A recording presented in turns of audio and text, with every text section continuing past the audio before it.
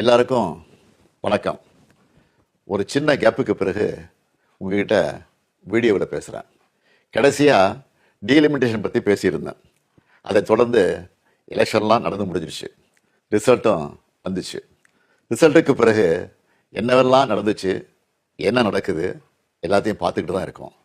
2 வாரமாக எல்லா வீடுகள்லையும் news channel தான் ஓடிட்டே இருக்கு. அந்த அளவுக்கு பரபரப்புக்கு பஞ்சமில்லாமல் போகுது.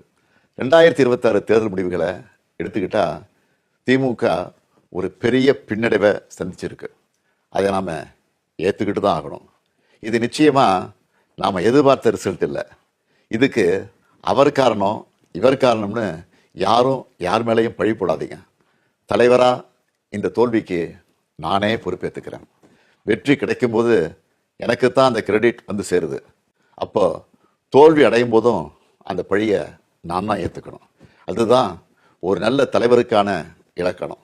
சரி, தோத்துட்டோம், அதுக்கு நான் அதையே நினச்சிக்கிட்டு முடங்கிட மாட்டேன். உடனே அப்டேட் ஆகி மீண்டு வருவேன். நம்ம எல்லாருமே அப்படி தான் வரணும். அதுக்கு உங்களோட ஆலோசனைகள், பரிந்துரைகள், ஐடியாக்கள் எனக்கு வேணும். எலெக்ஷனாக இருந்தாலும் கரெக்ஷனாக இருந்தாலும் உங்ககிட்ட தான் வந்தாகணும். மக்கள் தான் எல்லாம். இந்த தேர்தல் முடிவுகளுக்கு என்ன காரணம்?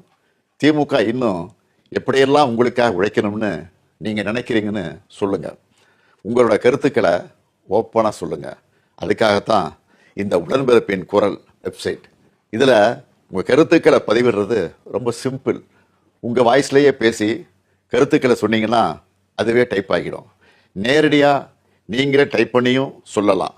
இல்லைன்னா நீங்கள் பேப்பரில் எழுதி அந்த ஃபோட்டோவை அப்லோட் பண்ணலாம், டாக்குமெண்ட்டாக அனுப்பலாம். உங்கள் கருத்துக்கள் எனக்கு வந்து சேர்ந்துடும். அதையெல்லாம் படித்து பரிசீலித்து நம்ம அடுத்த கட்ட நடவடிக்கையை வடிவமைக்க போகிறேன். நம்மளோட அணுகுமுறை, சிந்தனை, செயல்பாடு எல்லாத்தையும் மாற்றி ஆகணும். காலத்துக்கு ஏற்ற மாதிரி எவால்வ் ஆகித்தான் ஆகணும். உங்கள் கருத்துக்களின் அடிப்படையில் டிஎம்கே 2.0 வரும்.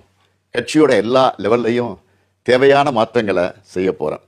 இதனால் அடுத்த 100 ஆண்டுகளுக்கும் இந்த இயக்கம் உயிர்ப்போடு இயங்கும், உங்களுக்காக இயங்கும். உடன்பிறப்பே, நீங்கள் சொல்லுங்கள், நான் கேட்குறேன்.